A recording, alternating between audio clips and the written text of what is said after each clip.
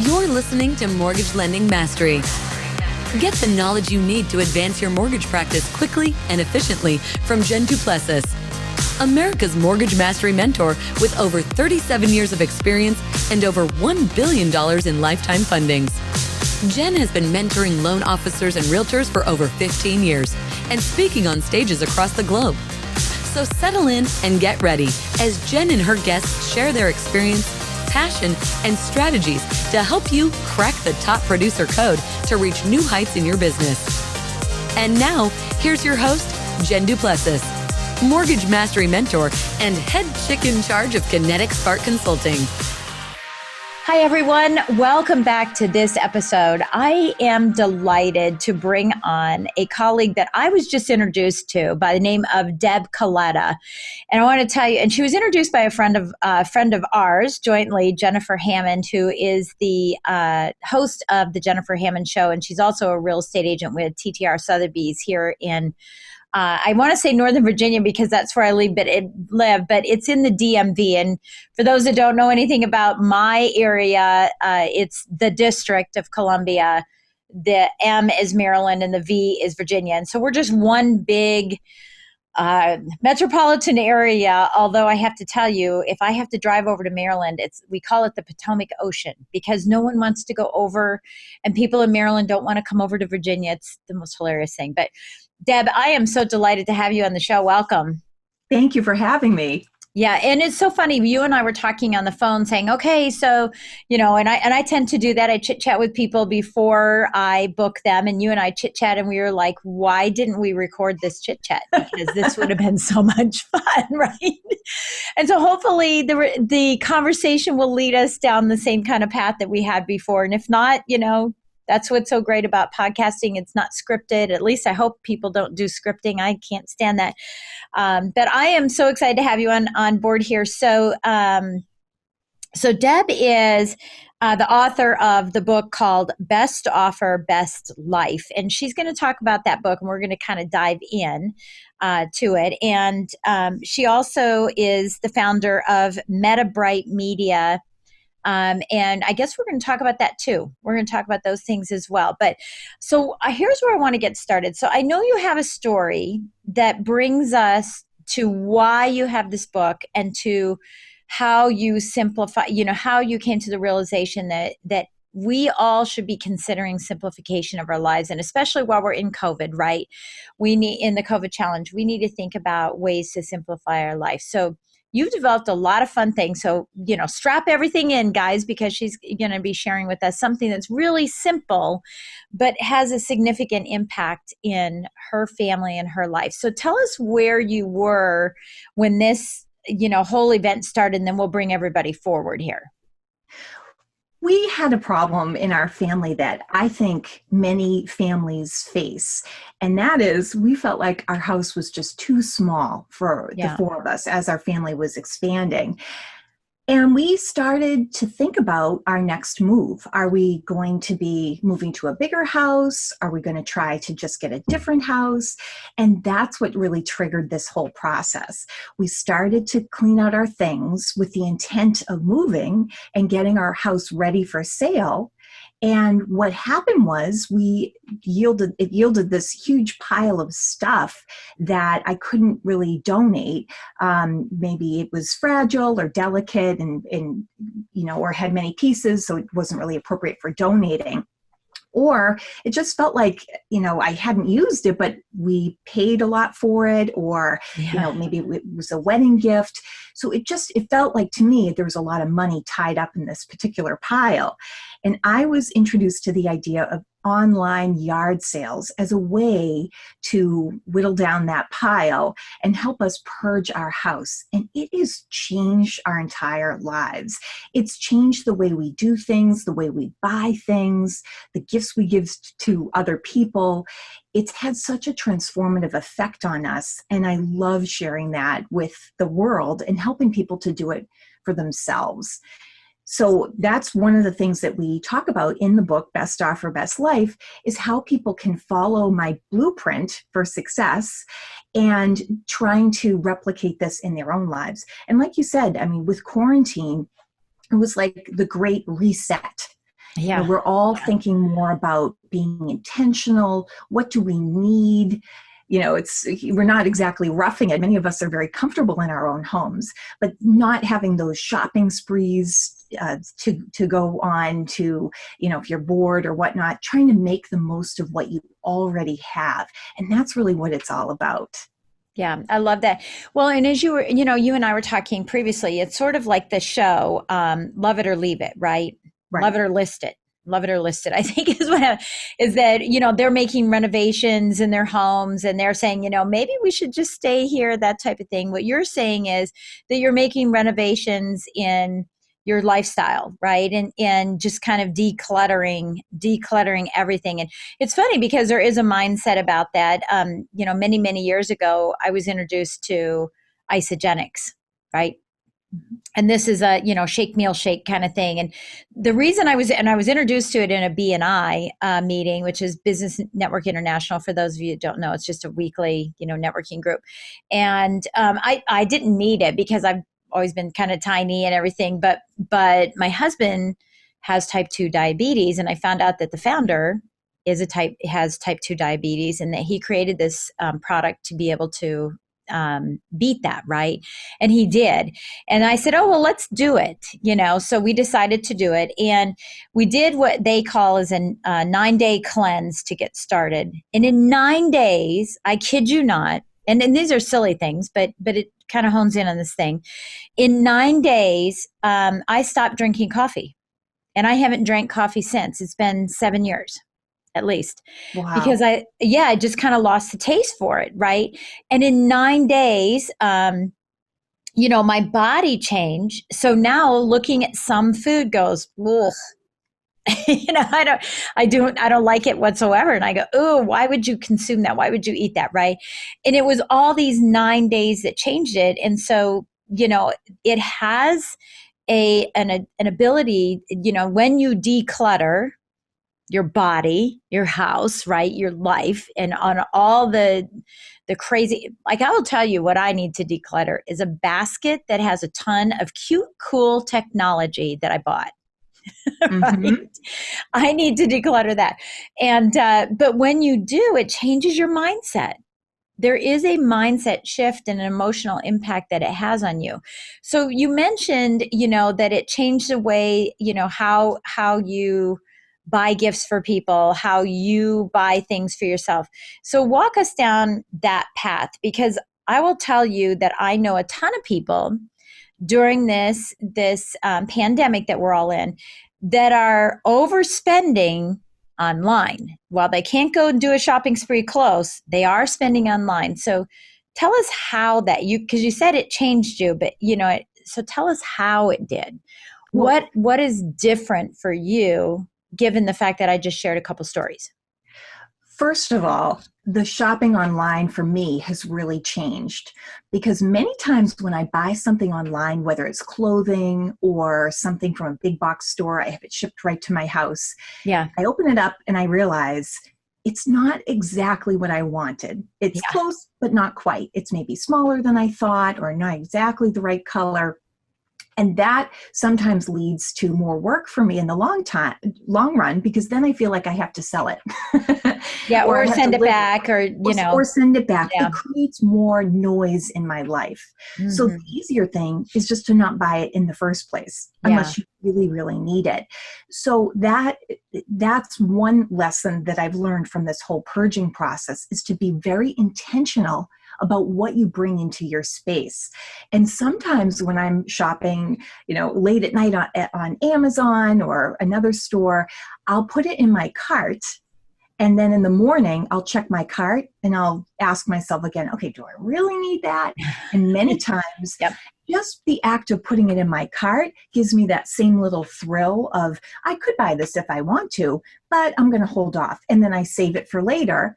I make a note of it, so it's not gone forever, but I've not spent the money. I know I can get it anytime I need it. It's right there. And I don't bring it into my space in the first place. Yeah. You know, I love that, because I did that the other day, not with a cart, but with, you know, I was going to a website for like Target or Kohl's or something like that. And I popped a bunch of stuff in there, and then I said, okay, I'm going to think about it. Or I don't even know that I consciously did it. Something interrupted me and I woke up the next morning and that, on our phones, that is still open in my Safari, right? It's still open. And I just went, nope, don't need it.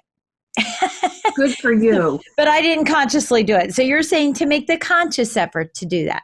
Yeah. Start thinking about, just slow your roll, slow your shopping roll a little bit. And it's that instant gratification, right? It's like, gotta have it. Okay. So how has it changed the way that you gift to people? Because I'm really curious about this. I'm heading to my second cousin's graduation right now, today. And we're going to be heading there, driving up to Michigan. And we're, and I'm thinking, what do I get him as a gift? So what do you do? What do you do that makes that different in gift giving so that you're not dumping a whole bunch of stuff on other people? First of all, with gifts, I love shopping small businesses. And so maybe a customized gift or a personalized gift with the side of cash. Right. Or a gift card. Letting people have experience over things. So when I give gifts to, if we go to a kid's birthday party, I'll maybe talk with the parent before and I'll encourage them, tell me ideas. I just want them to get what they want. Don't be shy. Or if it's college graduates or wedding gifts, I try really hard to either stick to the registry or give them a gift card so they can buy what they want, or give an experience or a restaurant gift card. I love consumable gifts. Consumable not only meaning edible, but consumable meaning they evaporate after a while. Give the person the experience that they'll remember, yet they don't have the item, the tchotchke hanging around collecting dust. Yeah, I got it. Okay, sounds good. Okay, so let's talk a little bit more about the book, Best Offer, Best Life, because it then transformed you into thinking how, why should I write this book and how should I write the book? So tell us what happened there, because this is where you really went from, this is successful for me, right? And doing online yard sales to sell your high-end items, right? To how can I help other people? What happened was a lot of my selling happened through social media. Many of my friends were looking at my posts, or if we were in similar online yard sale groups, they would see that I was posting things and having a lot of success, and they would ask me for tips.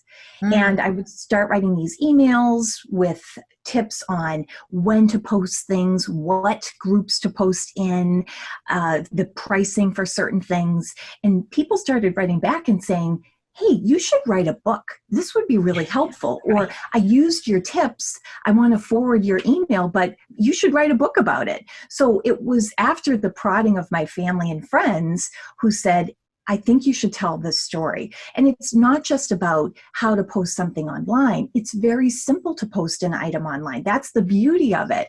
The real trick is how to position it in a way where it's actually going to sell. You're not going to get stood up. You're going to get the right amount of money for it. And it's going to be a quick process. You don't want to turn this into a chore that's going to take time away from other things in your life. This is an activity you can do to bring money into your space, get the junk out of your space, and it can be done in the in-between time. If you're waiting during soccer practice, if you're in a doctor's waiting room, if you're waiting in line somewhere, you can literally post things in under a minute. So the tips that I give in the book help people to achieve this and get some traction so that they feel like they can continue with it. And you mentioned something too about selling the high-end items. That's a spoiler alert for the book. A lot of people get overwhelmed because they focus on the items that are too small or too common, and nobody wants to just take in other people's junk. That's like shirts and puzzles and stuff like that. I see online. I'm like, I'm not driving all the way over for a $2 puzzle. Right. And you spend the same amount of time posting and arranging the pickup for that $2 puzzle as you do for the $100 couch. So what I'm trying to teach people is look at your best items And that's what you put your energy towards, selling those items. And before you know it, a couple $100 adds up, then it's a couple of thousand. And then the puzzles and the other things you can offer on a free cycling or an everything is free website. And you get those done without any appointments. You just leave them, somewhere on your property. And if you know the person, you can arrange a pickup time, offer it to your circle of friends. A lot of people especially in quarantine, like passing things around within their friends. Besides going to just a store, they'd rather just pick it up from a friend or somebody with younger children. So there are other ways to get rid of your things that are maybe less in value. And I tell people to really focus on the higher end items, aim high. Yeah, no kidding. Okay, so also one of the things that Jennifer does with you is she sees this as a great opportunity for people to clear out their house so that it's presented in a better way, right? And I think that's part of it is like better offer, better life, right? So tell us how you've been impacting realtors, sellers, homeowners, things like that. One of the things that I do, especially with my real estate clients, is to help them prepare for the sale. And I don't mean you saw the house you want to buy and now's the time to clean out. I want to take what you said, which is getting the right mindset and thinking, I know the house of my dreams is either out there or being built right now. I'm going to prepare myself and literally clear a path so that can come into my space, that can come into my life. You don't want to be in a position where the house of your dreams happens to go on sale and it's the right price for you and you want to jump on it. And then now you've got to sell your own house. You want to prepare, pretend like it's going to happen and prepare ahead of time. Don't wait until the last minute, because trying to do it all at the last minute, you're just going to end up hiring a dumpster, which can be very expensive, and just throw away things. It's not only the cost of the dumpster that you pay for, the junk removal service, but you also have that lost value. And I've talked to people who, when they start early enough in the process, they get a good chunk of change to put towards a down payment. So we're talking several $1,000s at least if you do it and start today and focus on those higher end items that you don't really need, you don't have any attachment to, and get those items with the bigger footprint out of your space. It's going to be so much easier to stage your home and have success selling it. Someone else is going to fall in love with your space. Yeah, you and I were talking about this last time because I, was sharing with you that, we've lived in our home for 16 years. It's a big house. We're on 21 acres, waiting patiently for my daughter to finally get married and, to allow us to have the reception here on the house. And now that that's done, my husband and I, and we were actually going to put the house on the market last October when she got married. And, we said, okay, well, we're going to put it on the house and we might even put it on the house before she gets married and then just do rent backs and all this stuff. And the problem was we had so many things stored at the house for the wedding, for the reception. And we had all the gifts were kind of coming in and things like that. And I was just overwhelmed with, there's no way I can get the house on the market because there's too many things going on. And so afterwards we said, you know what, let's just wait. And then afterwards we got busy. And then all of a sudden there's a pandemic. And so we've been sitting in our house and virtually every room's been renovated or cleaned out. Every drawer. And thankfully I'm a German, so all the drawers are always clean anyway, but closets have been cleaned out, things have been done. I've been, piling things up to get ready. And it's, you and I were talking about this and I said, living here for 16 years is one thing. That doesn't sound like a lot. Being married for 37 means I've got another layer of things, right? And we have a 10-car garage, so you can imagine what's in there with my husband, just 10 cars. It's all kinds of crap that's in there. And, I started saying, Brian, this is really, really important. We need to start purging things. And I hate that word purging because it implies throw away, but we need to be looking at everything that we're, looking, that we have, and asking the kids if they want it. They're adults and everything. Do you guys want this for your house? Do you want that? And giving away those things to them. But then, getting things online and starting to sell things to make it simple, because when it comes time, both of the kids have said to me, yeah, when you guys sell, I'm going on vacation, because I don't want to be there with all that stuff. Right. And I said, okay, I get it. So we really have been sort of pecking at this with the intent to get the house on the market, in the next couple months or so. And hopefully before the fall, right? It's ready. We Airbnb our house. It's clean. It's all of that. It's just, don't go look in the closets. Don't go look in the basement. Don't go look in the garage. And these are things I don't want to sell. So one of the things that I was, or not want to sell, but these are things that I want to get rid of, but don't want to get rid of right now. One of the things I think is really cool about what you said is that, people could save their down payment. Unfortunately for my area, when we downsize, we're going to be downsizing to $1 million home on the lake. Right. And, so for us, we'll never get our down payment. But what I was thinking is, there's some furniture in my house that I don't want to take to a new house. I just don't want to take with me. So for me, it's selling that furniture to accumulate cash to buy new furniture for my house. Absolutely. That's what you want to do. And I think that's a great way to look at it, because you're making it an achievable goal. So don't think about, okay, well, Deb talks about creating wealth. I'm going to make enough money to buy my next house. It's more like, you may not be able to buy your next house with your online yard sales earnings, but guess what? You won't have to paint it yourself. Or you can think about, okay, this house needs a new kitchen. I think I can pay for the appliances with my online yard sales money.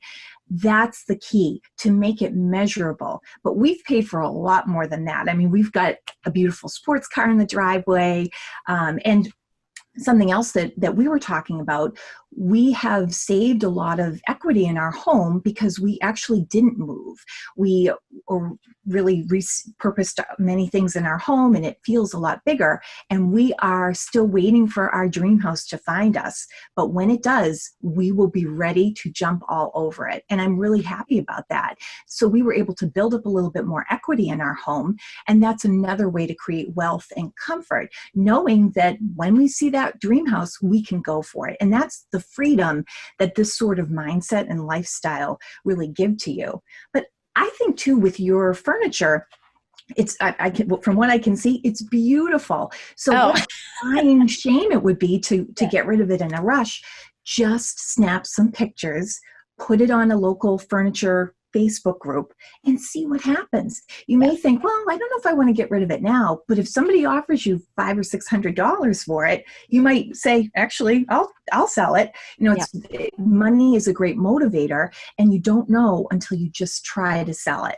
So I would say pick some things that you have no emotional attachment to start, things that you wouldn't even think twice about having leave your space, and see how easy it is. And you'll wonder why everyone doesn't do it.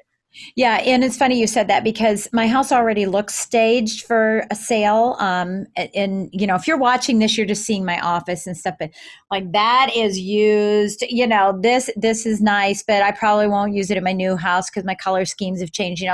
The problem for me right now is selling too many things and then having the house too bare, because we've already done so much of it as for the Airbnb, right? So I'm definitely going to have to wait on it. But I want to make a point that you said is that, if you're looking for, and I'm thinking I'm looking for my dream house, right, on the lake. And it has to be on the water, right? And I want it to be perfect. Of course, we all want it to be perfect. But, if I'm taking a lump sum of cash with me and I'm looking at a kitchen that needs to be renovated, I may say no to that property if I don't have that cash to renovate it, instead of saying yes, because you can never change the location. You can change the house, but you can't change the location of it. So being able to say, you know what, I might be able to find a cheaper house instead of a bigger house, not bigger, but I may be able to find a less expensive house because I have a lump sum of cash bringing it with me that's dedicated to doing renovations, and boom, you have more equity in your house immediately. Absolutely. And that's, you're doing things in a way where you're changing it. You're disrupting what people usually do when they buy a second home or even a first home. You're looking at it differently rather than trying to outstretch yourself so thin. You're Right. looking at it where the most important thing to me is the location. I'm not going to budge on that. And then you can go from there, being very clear about your vision of what you want and doing what you can to make that happen. I think that's fantastic. Yeah. So let's talk about Dave Ramsey for a moment. If you know Dave Ramsey. Oh, yes. Okay. Let's talk about Dave Ramsey because, that example I gave you of isogenics in the 9 days, the same thing happened with me with Dave Ramsey. I went through the course and then my kids had to go through the course as soon as they were old enough. They went through the course. Their spouses went through the course. I have sent clients through the course because there's a mind shift there. When I'm shopping, I'm thinking, okay, what's the cash in my pocket? Literally cash, because it's more painful. Statistics have found that it's less painful to use a credit card, then more painful to use a debit card, and even more painful to use cash. And so this is why people walk around with plastic, because it's less pain. And so they're throwing their credit card around, right? And we used to call it charge when we went shopping, right? We're going charge because it's less painful to just use plastic, right? And I know that that's changed my mindset too. So what are your thoughts and what do you have in the book relative to the mindset of money as a general concept? It's so important that you brought that up. I love Dave Ramsey's theories about debt snowball, and so many of his ideas are great. And I love his books and his podcast.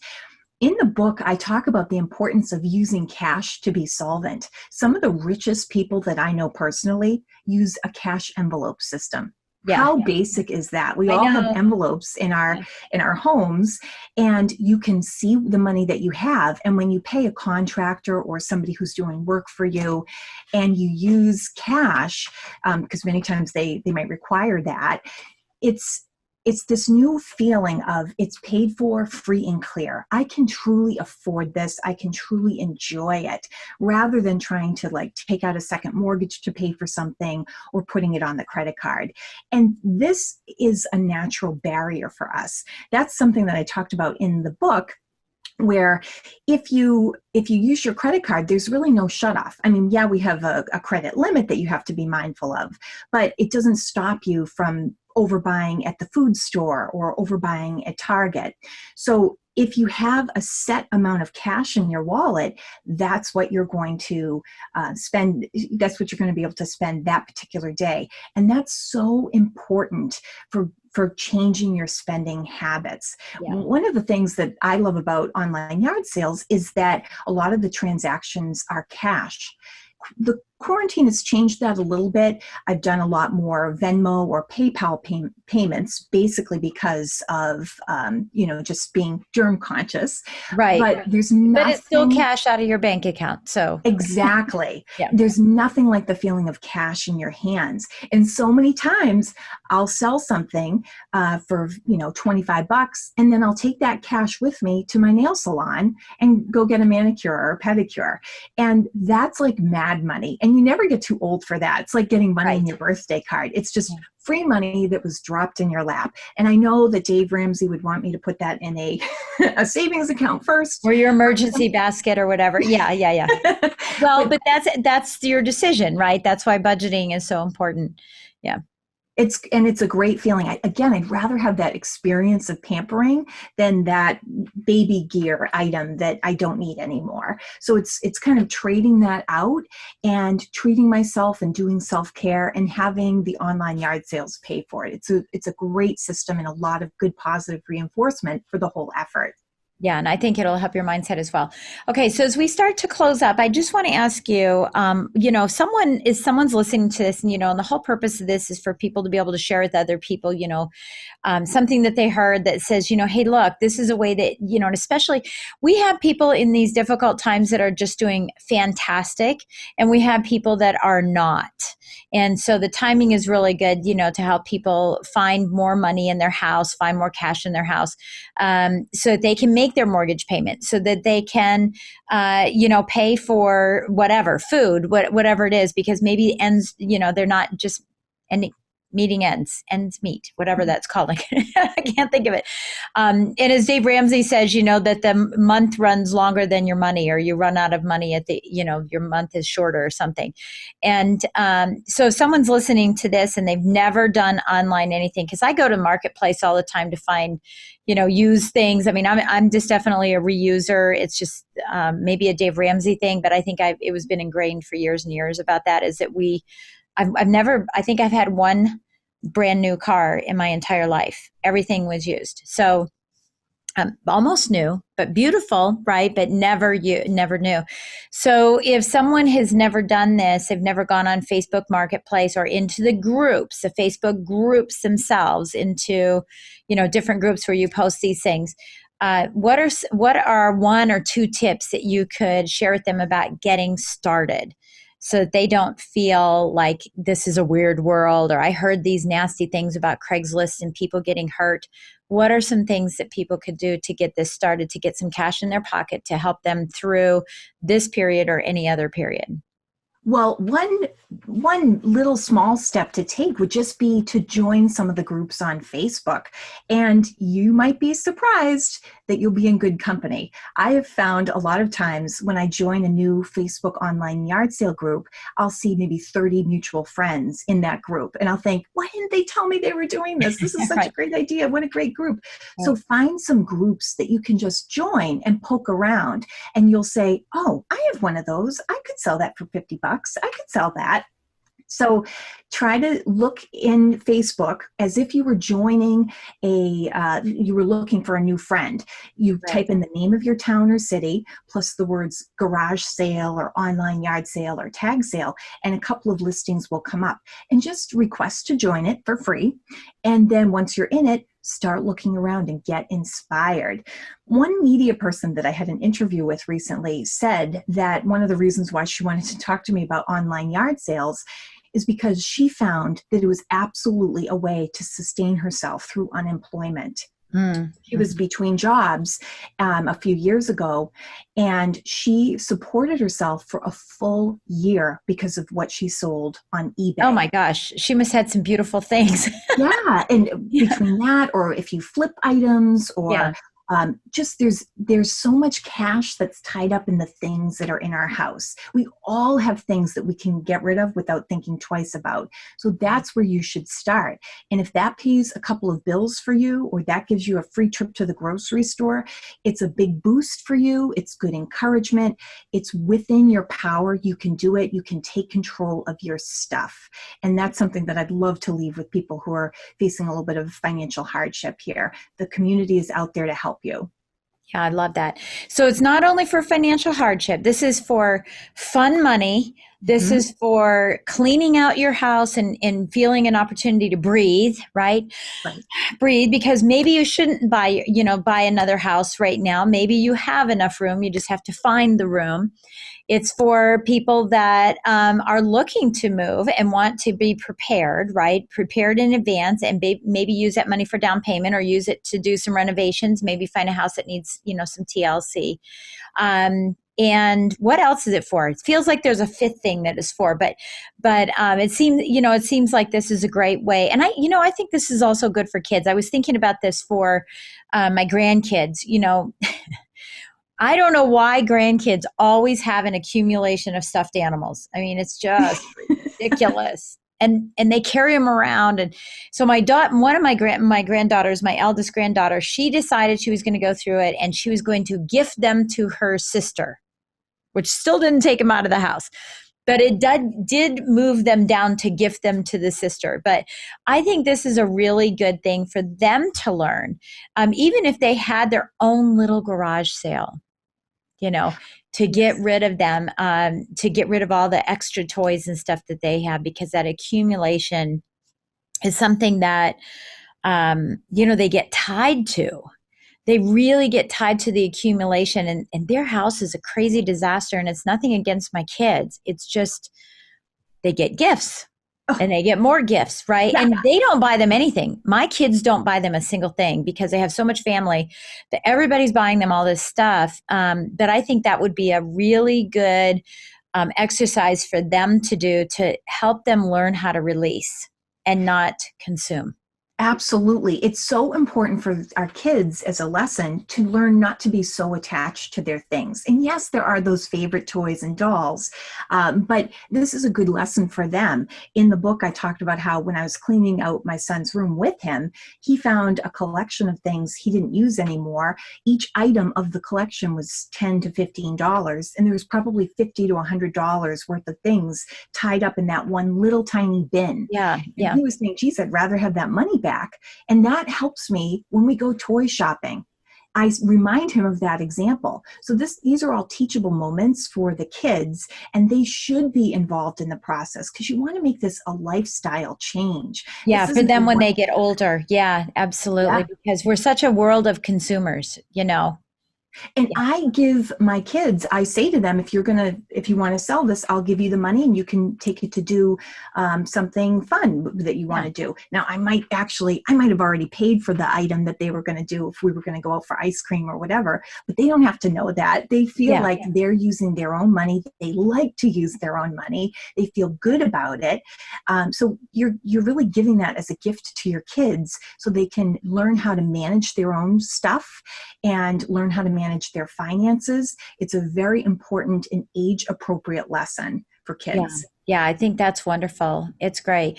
Well, I want to say thank you so much, Deb, for joining me today and sharing all these great ideas. And, it's the simplistic nature of it that really just changes our mindset so that we can move forward, either emotionally, physically, right? Physically, because we're in the confines of our house physically, or we can move forward financially. And I think that's really important. Even if it's just little drips of extra cash, it helps. It helps. So I wish you all the best in your book. So if people want to pick up the book, we have the link in the show notes as well. If people want to come and, and have you talk on their show or at their company or with their clients, I think that's really good as well. And then I think you have some type of a quick start thing. Don't you have an offer that you're doing I do, yeah. I have basically a 21-day program. It's a webinar, but I call it a Debinar, and that's available through udemy.com. Yeah, I could do a Jeninar. I think you should. I could do a Jeninar. Oh my gosh. Okay, I love it. All right, good. Yeah. So it's a quick webinar, 25 or 21 different days, right? Yeah, 21 days, and you can find all the information on the website, thedebsite.com. Okay, great. That's awesome. We'll get that up there as well so that people can just go to that. And is that an evergreen where people can just go on their own pace or? Oh, absolutely. Okay. You can fly through it, do it as many times as you like. And that's the beauty of it. So what a great gift. So you don't have to do all this on your own. You're going to have Deb there helping you. Absolutely. Absolutely. Awesome. Wonderful. Well, again, thank you so much. I want to ask you one last question. Do you have a quote that you live by or love that you'd like to share that with everyone? Oh, that's a tough one because I love self-improvement books and everything. I think that I love the quote by Mark Twain where he says something like, I worrying about things that are in the future that really never even happen. And, anxiety is just worrying about things that could happen that most of the time don't even happen. Yeah. So that's something that I like to think about. Just go for it. Don't worry about the things that could be bad that might happen. What if it's even better than you imagined? Don't let your fear stop you. I love that. I love that. So what if this could be better than you could have ever imagined? It could change your entire life because it changed your mindset, right? In your emotional state about things, about the monetization of things, and really realizing what's really important in your heart, which we're all experiencing right now during COVID, is that we're coming closer and closer to our families. I hope. I know there's some people that aren't, but I know we're getting closer and closer because, we're there for each other and we're leaning on each other. So, Deb, again, thank you so much for joining us today. I really appreciate your insight and wisdom. It's been a pleasure. Thank you for having me, Jen. I loved talking with you about this. Thank you. Thank you. So again, please go to our, not our website. Well, you can go to our website, but go to the ratings area right on your cell phone. All you have to do is scroll down and you can give us a great rating, give us some feedback by writing a review. And thank you again for joining us and spending part of your day with us and letting us come into your world and into your heart, and really hoping that we have made a difference in your life. And we will catch you next time. Thanks for listening to Mortgage Lending Mastery. Be sure to subscribe to hear more sales tips, ideas, strategies, and tactics to help you with your personal and professional growth to multiply your results in record time. And if you like what we're doing, don't forget to give us a rating and review so we can continue to bring you the best content possible. Wanting more beyond the podcast? Join our Mortgage Lending Mastery membership community, where you will find extended interviews with our favorite guests, weekly training, tips, and insider secrets, fireside chats with Jen, free content, meet, share, and collaborate with other members, and so much more. Click the link in the show notes to learn more about this exclusive content. Mortgage Lending Mastery is an Industry Syndicate charter podcast. Industry Syndicate is the first podcast network specifically for the mortgage and real estate industries. Get the Industry Syndicate app in the App Store or Google Play today.